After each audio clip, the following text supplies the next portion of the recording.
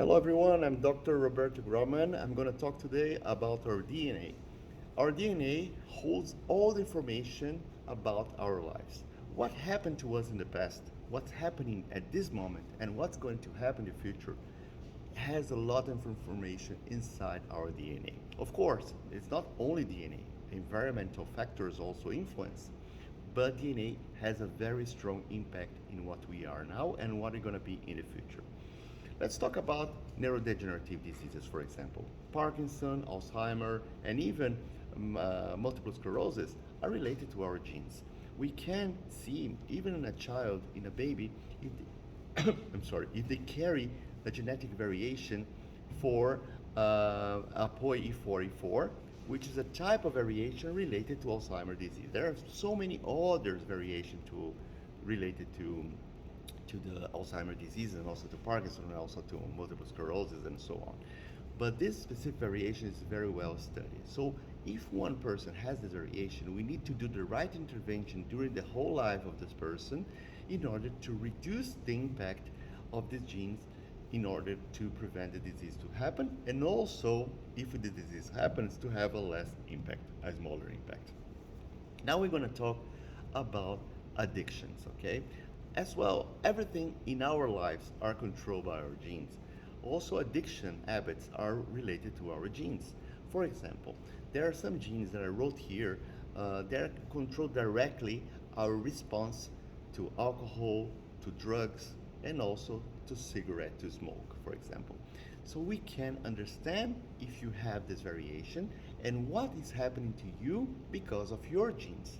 I selected some of them here, small variations. For example, the DRD2 gene. The DRD2 gene is called the dopamine control gene, and it changes and acts actually how your body reacts to pleasure feelings. Okay, so how you react to pleasure. So people with variation in this DRD2 gene, they have some symptoms of having less pleasure, so they go look for abuse substances, they go look for nicotine, they go for drugs and alcohol in order to feel more pleasure. Okay, there's another gene they call ANKK1.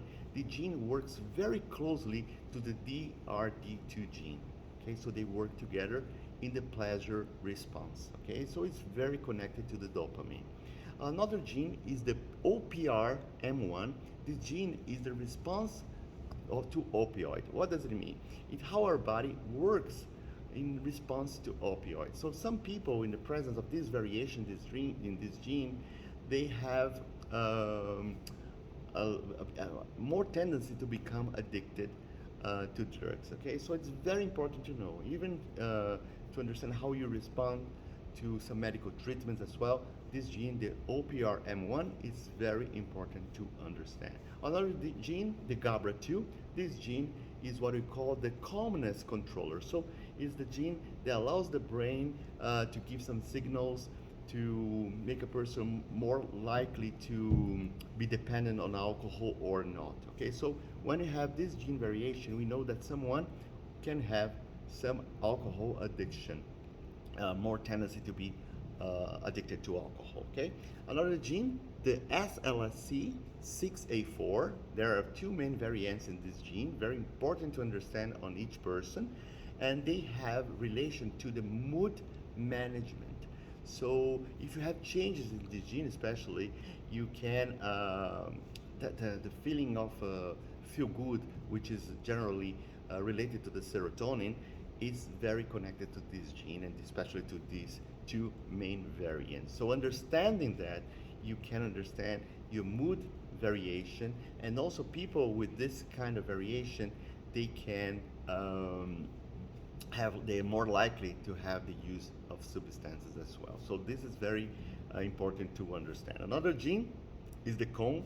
The COMT gene is how your body break down the dopamine, for example, and how it's fast or not fast or slow, and this also influences the way you perform your pleasure feelings. If you have stress, how you deal with stress, how you deal with your mood changes, is very important to understand. So, for example, this COMT gene is one of the mandatory genes that each one person in the world should know how is yours, you know. So you have three types of variation, three types we call in genetics and genotypes. Understanding yourself, you can understand a lot about your behavior. Another gene, the CHRNA5 and the CHRNA3, they are both genes related to nicotine response genes. So people with variation, they have more tendency to have addiction to nicotine. Okay. Another gene, the CHRNB4. The before was A4, A3. Now it's the B4. This also related to nicotine as well. So this is very important to understand if you have this changing, because some people they complain, doctor, I cannot stop smoking. Okay, let's understand your genes. Let's understand what's the variation of this gene. Okay, and let's see what we can do in terms of for microbiota, in terms of the supplementation that your body needs in order to give what this gene is lacking in your body. Okay, so then you can naturally stop with the addictions. Another important gene is the ADH1B. This is the how your gene processes the alcohol. The same thing is the gene ALDH2, also the gene that controls how our body processes the alcohol. So people with addiction to alcohol, they are very connected to changes in these genes. Okay. Another gene that is very important is the factor BDNF. This gene is also the brain growth gene, and is how your body works differently, person to person, to variations